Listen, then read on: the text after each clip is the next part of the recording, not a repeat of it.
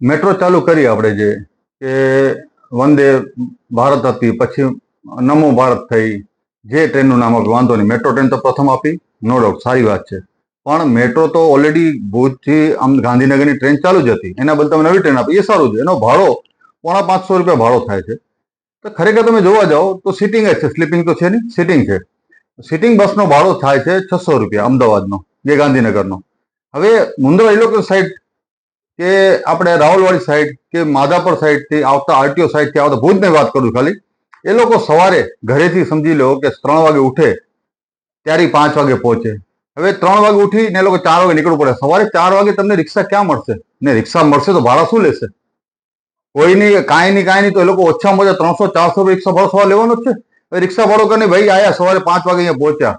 હવે અહીંયાના ભુજની રસ્તાની હાલત તો જુઓ તમે. આ ટ્રેન રેલવે સ્ટેશન જતા બેડથી તમે નીકળો ખખડતા રસ્તા તમારા. ઉ બાજુથી આવો તમે આંજીનગર 4 રસ્તાથી, ત્યાં ગટરના પાણી ભરેલા છે. 12 મહિનામાં 10 મહિના પાણી ભરેલો છે.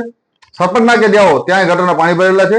એટલે રેલવે સ્ટેશનની હાલત કેવી છે કે રેલવે સ્ટેશન તો ઠીક છે, તમે નવું બનાવો છો, પણ એની આજુબાજુ પબ્લિક માટે આવવા જવા માટે રસ્તા તો કરો, વાહનની વ્યવસ્થા કરો. તો આ ખરેખર પબ્લિકના ટ્રેનની વાત કરે છે. નવી ટ્રેન ચાલુ થઈ, હું અભિનંદન આપું નવી ટ્રેન થઈ, પણ નવી ટ્રેનના માટે લોકો જશે શેમાં? ખરેખર તમારે બસની કે સિટી બસની સુવિધા કરવી જોઈએ.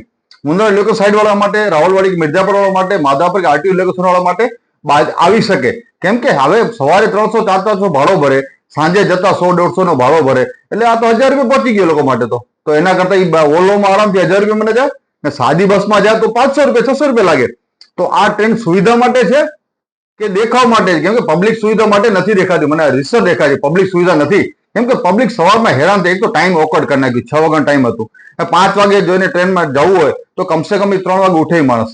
એટલે તમારી એક તો આ અડધી રાત થઈ, તમારી સવારે રિક્ષા મળે કે ન મળે, વાહન મળે કે ન મળે.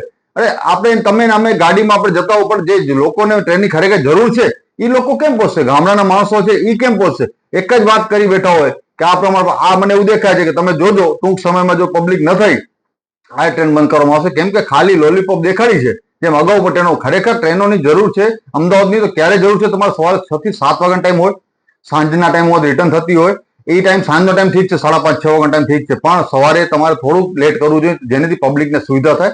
બાકી તમારે ટ્રેન જે ચાલુ કરી મુંબઈની કરોજી ટ્રેન, જેની હમણાં જોવા જઈએ તો હમણાં વેટિંગ તમે જોઈ લો ટ્રેન માટે, તમે 3-3 મહિના પહેલા આપણે વેટિંગ કરવું પડે. એ જરૂરત છે ત્યાં કરો, બરાબર છે.